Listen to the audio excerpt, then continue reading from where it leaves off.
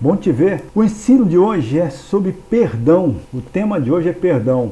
E vamos falar da Bíblia, livro de Gênesis, capítulo 37 até o 39. Vamos discorrer esses dois capítulos. Fala de um personagem que todos nós conhecemos. José tinha apenas 17 anos quando seus irmãos friamente o venderam para a escravidão. Separado de sua família e de seus pais, ele atingiu a posição de supervisor da casa de Potifar, seu senhor egípcio. Mas o desastre o atingiu novamente. Ele recusou os avanços sexuais da esposa de Potifar e ela acusou-o falsamente de assediá-la. Ele foi posto na prisão, onde mais uma vez o Senhor estava com ele e se tornou o supervisor dos outros prisioneiros. José permaneceu nessa prisão pelo menos durante 2 anos. Faraó, rei do Egito, teve um sonho e desejava sua interpretação. José foi capaz, pelo poder de Deus, de interpretar os sonhos de Faraó e foi exaltado a uma posição de poder próximo ao poder de Faraó. Este o fez encarregado do armazenagem e da distribuição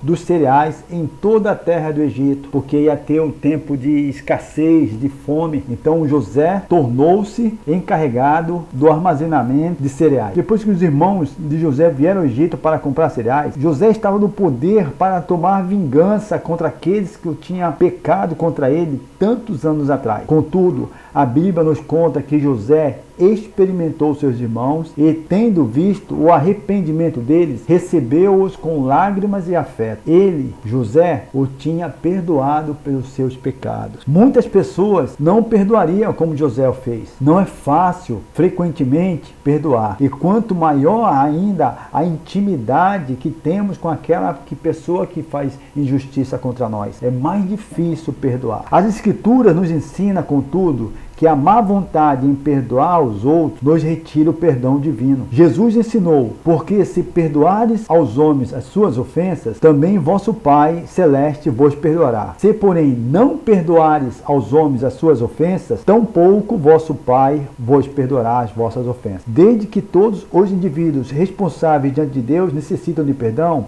é, portanto, indispensável que entendamos e pratiquemos o perdão. A palavra grega traduzida como perdoar significa literalmente cancelar ou remir, significa liberação ou cancelamento de uma obrigação, e foi algumas vezes usado no sentido de perdoar um débito financeiro. Para entendermos o significado desta palavra dentro do conceito bíblico de perdão, precisamos entender que o pecador é um devedor espiritual. Vou repetir, o pecador é um devedor espiritual. Até Jesus usou esta linguagem configurativa quando ensinou os discípulos como orar. Ele diz: e perdoa-nos as nossas dívidas. E Jesus diz: e perdoa-nos as nossas dívidas, assim como nós temos perdoado os nossos devedores. Está em Mateus 6,12. Uma pessoa se torna devedora quando transgride a lei de Deus. 1 João 3,4 diz assim: todo aquele que pratica o pecado transgride a lei.